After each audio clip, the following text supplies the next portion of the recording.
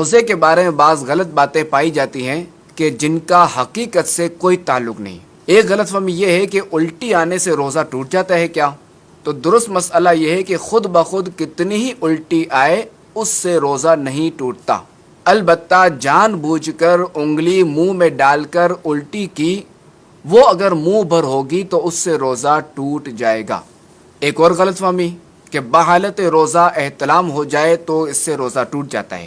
درست مسئلہ یہ ہے کہ روزے کی حالت میں احتلام ہونے سے روزہ نہیں ٹوٹتا۔ تیسری غلط فہمی، کچھ لوگ سمجھتے ہیں کہ تھوک یا بلغم نگل جانے سے روزہ ٹوٹ جائے گا یا مکروہ ہوگا، اسی بنا پر وہ بار بار تھوکتے رہتے ہیں۔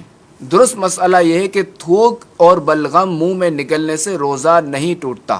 ہاں، منہ سے باہر نکالا، مثلا ہتھیلی پر ڈالا، ہتھیلی پر تھوکا اور پھر اسے دوبارہ منہ میں ڈال لیا تو اب روزہ ٹوٹ جائے گا، مگر عام طور پہ ایسا کوئی نہیں کرتا کہ اسے لوگ گن کھاتے ہیں۔ چوتھی غلط فہمی، کچھ لوگ روزے میں تیل خوشبو لگانے کو صحیح نہیں سمجھتے۔ درست مسئلہ یہ ہے کہ یہ کام روزے کی حالت میں جائز ہے۔ کیا روزے کی حالت میں سرما لگانا جائز ہے؟ تو سرما لگانے سے بھی روزہ نہیں ٹوٹے گا، البتہ کاجل کا حکم سرمے والا نہیں، کاجل سے پرہیز کی جائے۔ پانچویں غلط فہمی، رمضان میں سحری میں آنکھ نہ کھلی اور سحری کھانا چھوٹ جائے تو اب روزہ نہیں ہوتا۔ تو درست مسئلہ یہ ہے کہ سحری روزے کے لیے شرط نہیں بلکہ سنت ہے۔ رات میں نیت کر لی جائے یا پھر زوال کا وقت شروع ہونے سے پہلے نیت کر لی جائے تب بھی ٹھیک ہے، لیکن سحری کا وقت ختم ہونے کے بعد نیت کی جائے تو تین چیزیں خاص مد نظر رکھنی چاہیے۔ اول یہ کہ روزہ بند ہونے کے بعد سے نیت کرنے تک جان بوجھ کر کوئی منافی روزہ کام مثلا کھانا پینا وغیرہ نہ کیا ہو۔ دوسرا یہ کہ یہ نیت کرے کہ میں روزہ بند ہونے کے وقت سے روزے سے ہوں۔ تیسرا یہ کہ زوال کا وقت شروع ہونے کے بعد نیت نہیں ہو سکتی۔ چھٹی غلط فہمی، رات میں غسل فرض ہو جائے تو اب روزہ شروع ہونے کے بعد کلی یا ناک میں پانی افطار کے وقت ہی ڈالیں گے۔ تو درست مسئلہ یہ ہے کہ روزہ شروع ہونے سے پہلے غسل فرض ہو یا روزے میں احتلام ہو جائے تو غروب کا انتظار نہیں کریں گے کہ روزے کی حالت میں نہانا ہو، تب بھی غسل کے تمام فرائض ادا کیے جائیں گے کہ غسل میں کلی کرنا اور ناک میں نرم حصے تک پانی پہنچانا فرض ہے۔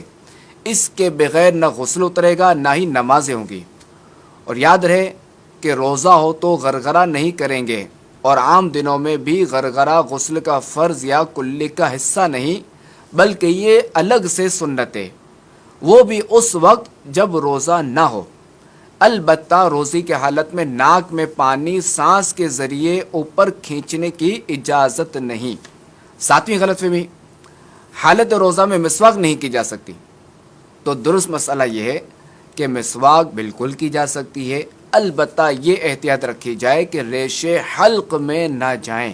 آٹھویں غلط فہمی، جب تک اذان ہوتی رہے سحری میں کھانا پینا جاری رکھا جا سکتا ہے۔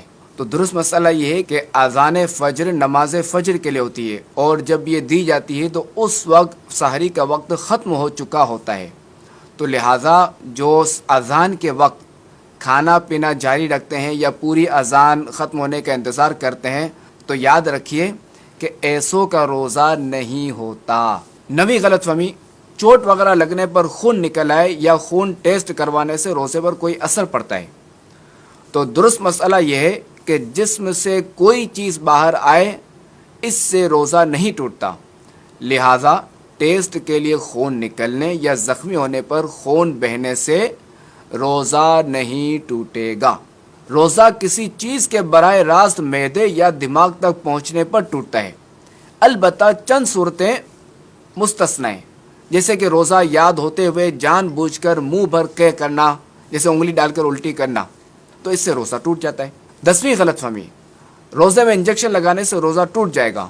تو یاد رکھیے کہ روزے میں کسی بھی قسم کا انجیکشن لگوانے یا انسولین وغیرہ لینے سے روزہ نہیں ٹوٹتا، بلکہ اگر ضرورت ہے تو روزے میں ڈرپ بھی لگائی جا سکتی ہے کہ اس سے بھی روزہ نہیں ٹوٹتا۔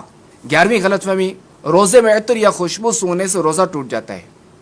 تو درست مسئلہ یہ ہے، لکوڈ خوشبو یا ٹھوس خوشبو سونگنے سے روزہ نہیں ٹوٹتا۔ البتہ اگر کسی نے اگربتی یا لوبان کا دھواں اپنے منہ یا ناک کے ذریعے اندر کھینچا جو کہ لا محالہ حلق میں جائے گا، اور یوں ہی کسی بھی خوشبودار یا غیر خوشبودار دھوئیں کی دھونی اس طرح لی کہ مثلاً اس کے دھوئیں کو ناک یا منہ سے حلق میں داخل کیا، تو اب اس طرح کرنے سے روزہ ٹوٹ جائے گا۔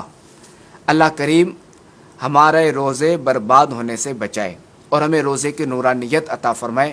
آمین بجاہ النبی الامین صلی اللہ علیہ وسلم۔